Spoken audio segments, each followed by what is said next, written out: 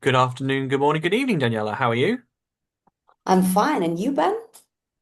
I'm very good, thank you. And of course, we have the lovely Jermaine. Jermaine, good morning, or good afternoon, and good evening again. How are you, sir? Doing very well. Thank you. So, waiting for people to join. So, let's wait for a couple of minutes while people are joining us. There were quite a lot of signups, which makes me always very happy to see that people wanted to, be part of our discussion about AI. This has been already a series quite juicy. I will say something in a while, in a minute. I wanted to have some music on, but as I said, there's no way today to get some cheerful music, to keep the mood up and make sure that we can start very energized. So, Uh, abs Absolutely. I think we had it this. For those of you who've been here before, I do apologize. You're having to hear me and my. I've changed the bad jokes this time, I should say. But we did have some very relaxed sort of ocean breeze type music going on in the background last time, which was really nice. So it's a shame we couldn't get it to work today. yeah, I mean, with Hannah, she had a different setting and probably she didn't have any problem. But I remember during App Growth Week in November, the choice of music that I had was praised, so I really wanted to have some as well, but not today. Zoom is not helping me today. Sometimes technology are against you and you don't understand why, but still. So I see that people are joining us. Feel free to say hello in the chat and also let us know where you're joining from. It's always very, very nice to see our global audience and where you are connecting from. We're all in different places here, all in Europe, but in different places, all in We're the pretty heat, much the though. collective. Yeah, we're pretty much the collection at this point of. I think it's was it 4 countries, and I think most people are not necessarily in the country of origin. So we are truly an international panel today. None of us, Ben, none of us, No, because I'm we Italian and I'm in Cyprus right now. So, you're in Cyprus. I mean, yeah, very nice. I'm English, and I'm in Poland. we have Jermaine French, who's in German, so in Germany. So, see, all in different places. Okay, so I think we can somehow start. So, hello everyone, and welcome once again. I'm Daniela, the head of marketing at SplitMetrics, and I will be your host for today's session. Thank you a lot for joining us. As I said, this is the fourth and last webinar of our AI Edge series, but we will just stop for the summer break and we will start again in September. So stay tuned for the next editions. Must say that over the past few weeks, thanks also to Ben, we have been exploring how AI is transforming Apple Ads management, tackling it from different angles. So we had one webinar, for example, about how AI can help user acquisition team identify and capitalize on seasonality growth opportunity. The second webinar was about AI removing repetitive work and saving you a lot of time. And the third webinar, we were looking at the bigger picture and discussing how, AI orchestration and the future of app growth is more about intelligent system working together more than dashboards. Today, this is, as I said, the fourth webinar. If you have missed the other three, don't worry. I saw that Oksana already posted the link. Thank you so much, Oksana. They are all on our website and you can rewatch them completely for free. As I was saying, today we have a slightly different format because we have here on stage dear customers of ours, AutoScout24. So a company that has been working with us since 2023, and over the past few years, we have collaborated very closely continuously optimizing their Apple Ads account and support them in growing across multiple European markets. So I'm really happy to have Germain with us because for one time, I mean, you can hear directly from someone else and not just from SplitMetrics people, how AI can address some of your daily challenge and solve it. But before giving the stage to Ben and Germain, our speakers today, I just want you to remind that this session will be recorded as well. So in case you cannot stay with us until the end, you will get the recording around tomorrow in your mail, so don't worry. And you can rewatch it for free also on our website. And we will also have a Q&A session at the end of the webinar. So feel free to drop your question in the chat. We will address as many as possible at the very end. So at this point, I will leave the stage to Ben and to Germain and have fun. Thank you very much. And what I'm going to do is introduce myself quickly. My name is Ben Collins. I am a lead global customer solutions manager here at SplitMetrics. If you are not familiar with us, we'll just cover that off the start. SplitMetrics is a mobile marketing company and a Apple Ads partner.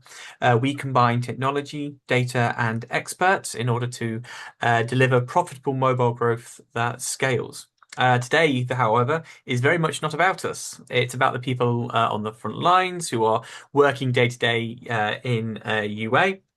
And I'm thrilled to be joined by the fantastic Jermaine, who please introduce yourself as a fantastic member of the AutoGrowth 24 team. Thank you, Ben, and thank you again for the invite. So for those who do not know me, my name is Jermaine Locan. I work for AutoScout24. I've been in the performance marketing field for the last 10 years, and I've been focusing only on app marketing for the last 5 years. My role is mainly focusing on efficiency, how to make campaigns more performing, how to drive quality leads, how to drive quality installs. So yeah, that's about me. I want to talk about and just give some context about the AI. We'll be talking about a number of AI tools today, but I want to talk a little bit around SplitMetrics AI and primarily focusing on two AI agents or AI layers. The first one being Iris, which we'll be doing a little bit of a demonstration later.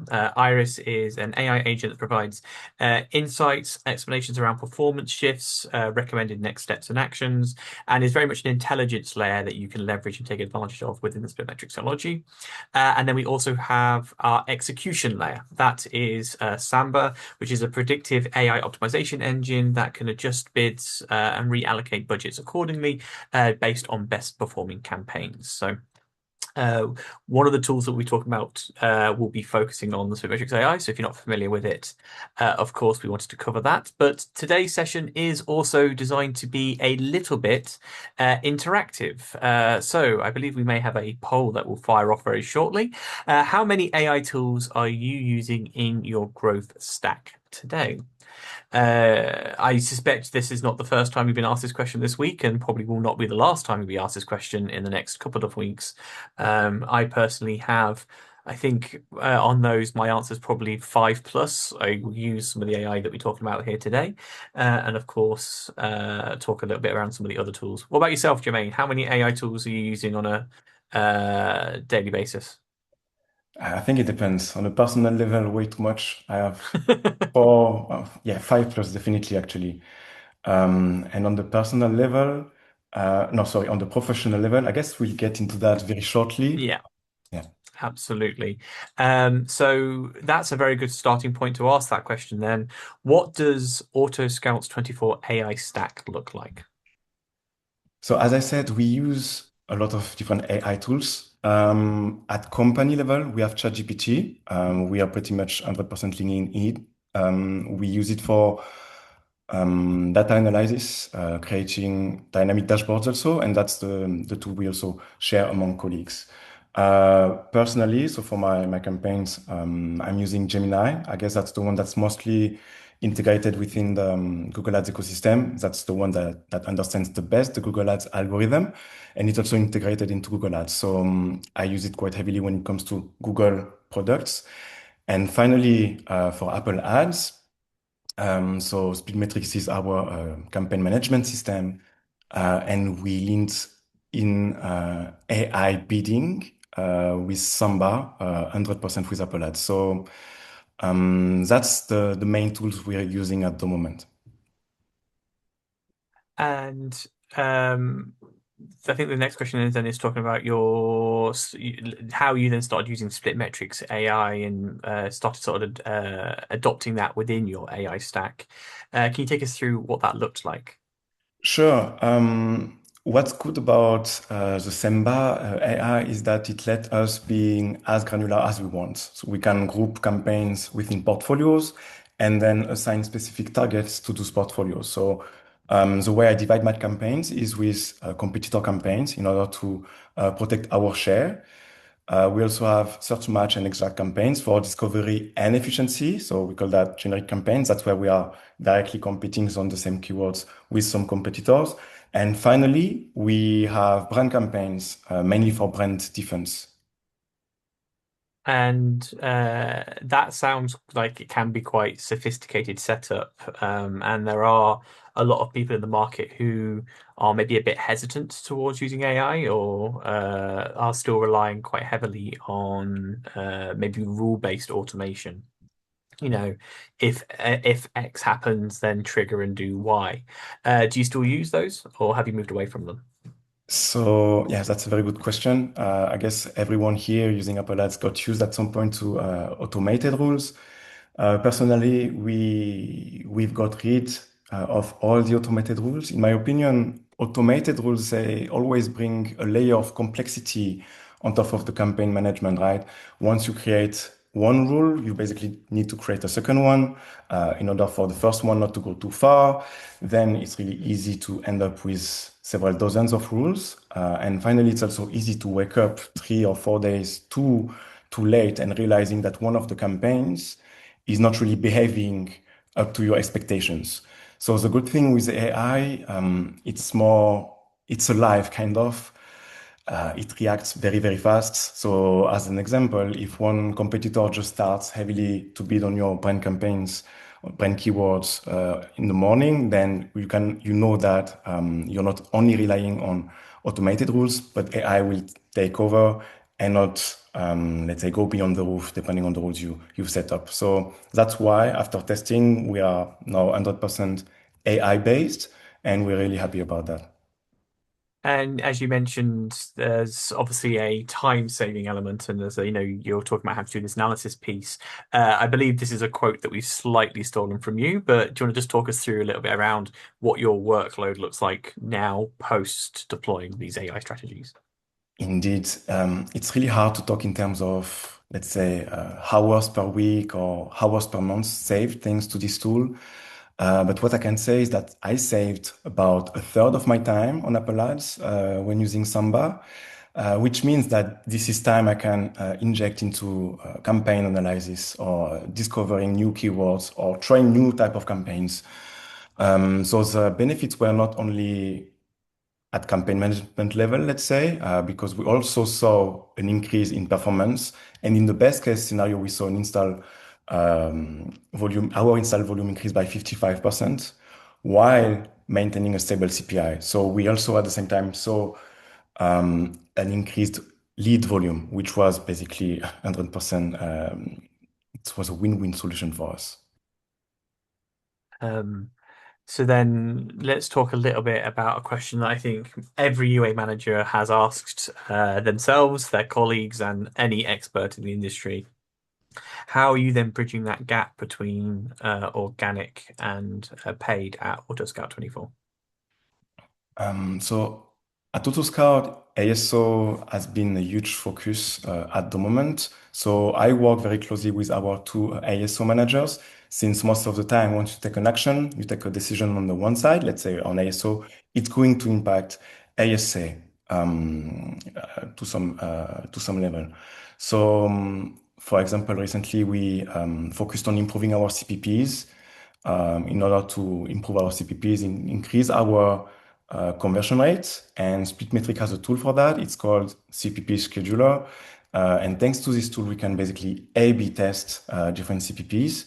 I think we can even ABC test if you have a group of CPPs you want to test. And this has been a huge time saver in our workflow recently. So yeah, that's also once again a tool that's very welcome in our workflow. Yeah, for those who are not so familiar with the Acquire product, the CDP scheduler or custom product page scheduler, to give it its full name, enables users to pre-plan and automate an experiment with custom product pages by switching the Apple Ads campaigns across selected ad groups automatically. It helps with long-term planning and reduces the manual effort. One of my customers' favorite things, particularly, is it's the World Cup right now that we work with a number of customers who are concerned around putting out the right CPP at the right time, particularly at match days at the weekends, and they don't have to worry about working the weekends. So that's something that I know that they are very positive about with this feature. I've heard you've also been doing some work specifically around incrementality for brand defense. Now, I suspect anyone who's just heard me say the word incrementality has just sat up in their chair a little bit. Can you talk to us a little bit about what that looks like for you guys?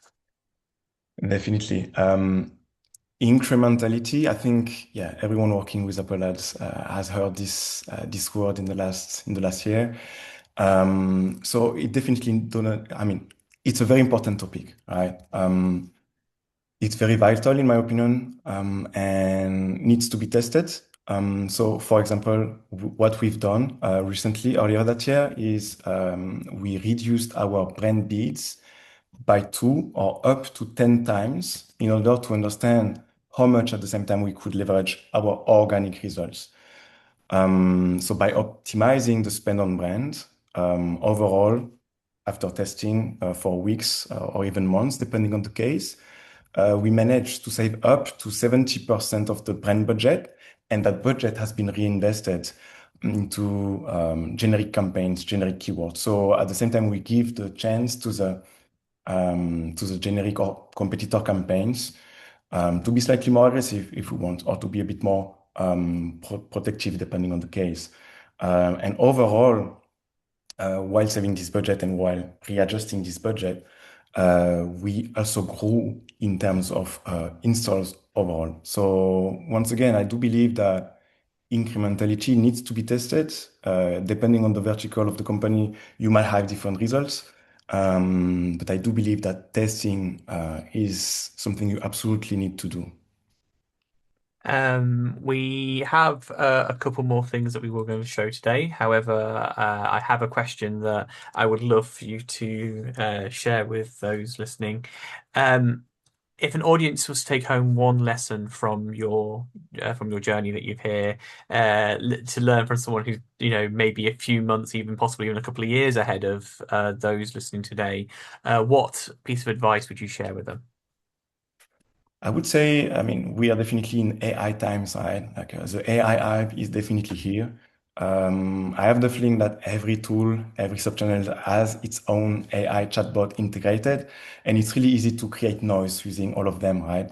So basically, not every tool drives efficiency. My advice would be to be selective, choose one or two different tools that are going to bring some benefits to your workflow.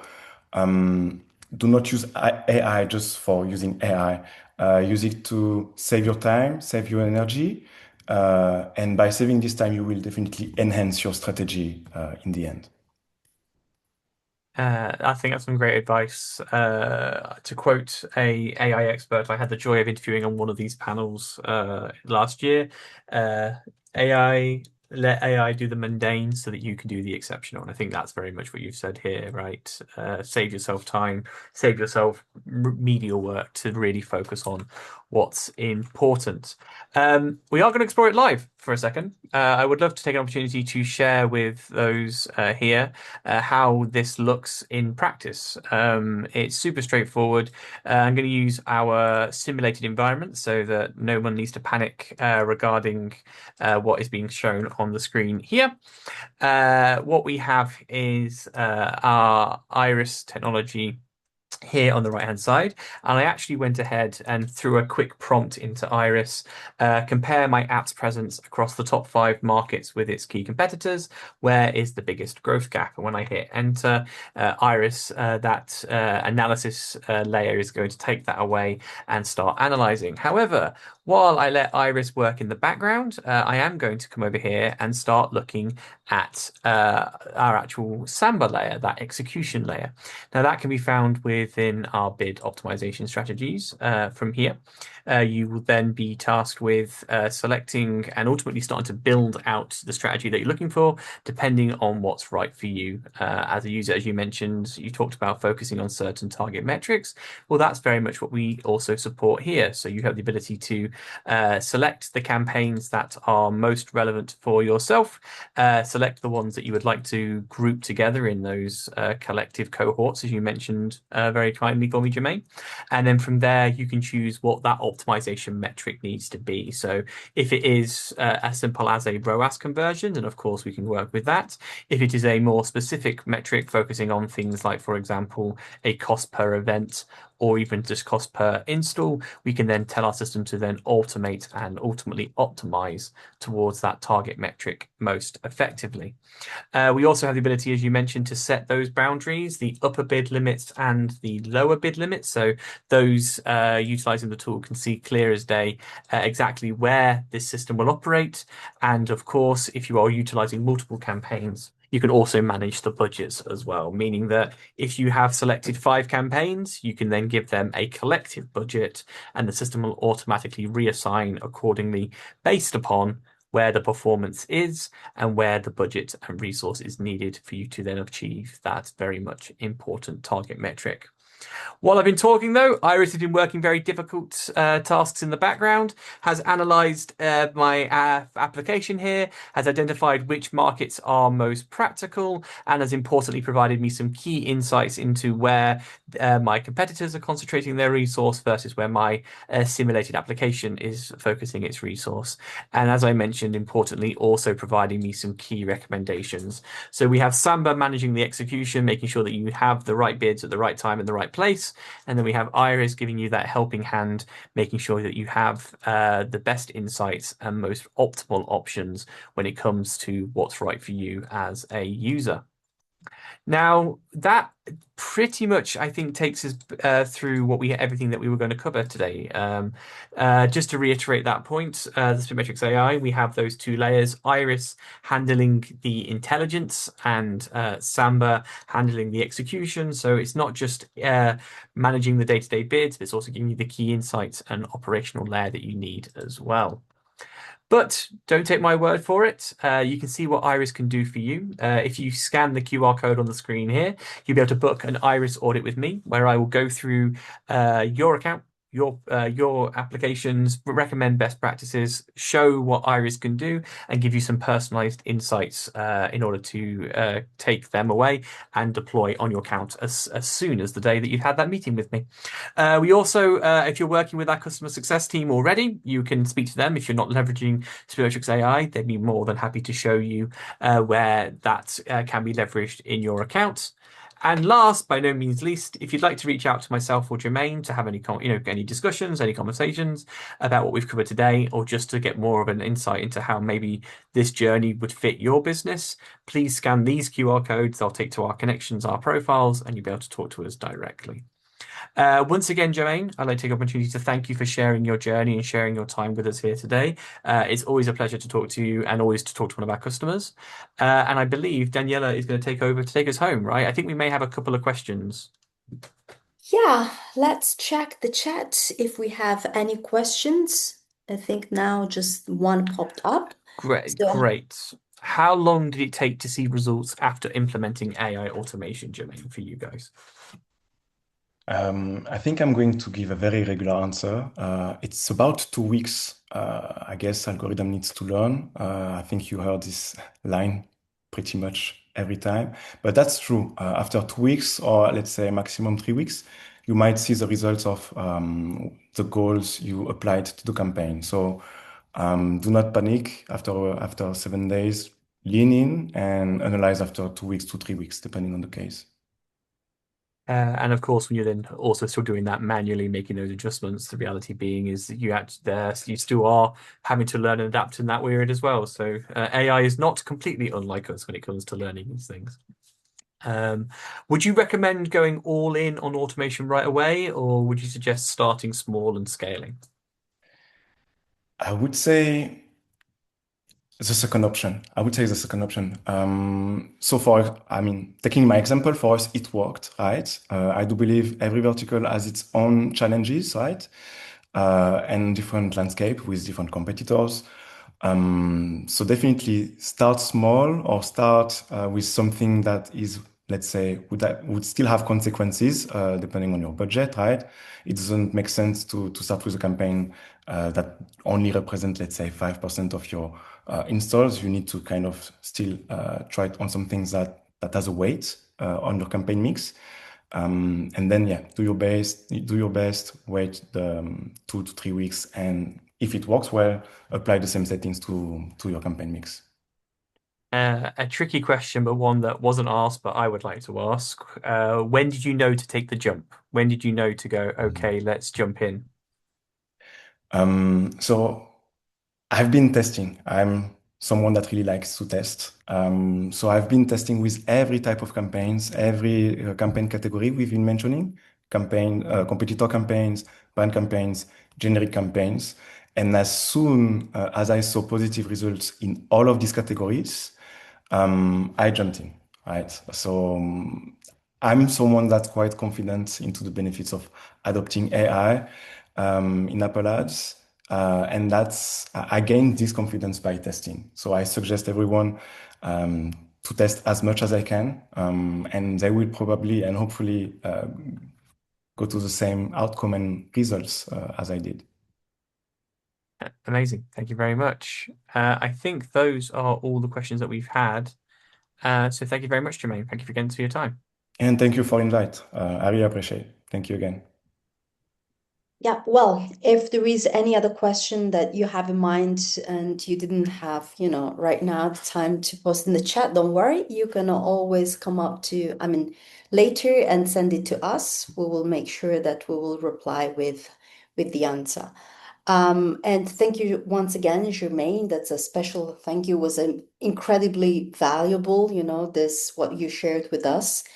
I just want to remind everyone here that this was the fourth webinar of our AI Edge series that we will stop for the summer. All of them are on our website, free to rewatch. They are in the resource section, so very easy to find. And we will be back in September with a new webinar, always about AI and most probably about creativity and how to scale your campaign through creativity, and of course using AI to solve your main problems. So thank you so much, Ben. Thank you so much, Germaine, for your time today. Thank you for everyone who joined us today, and stay tuned for the next webinar. Thank you very much.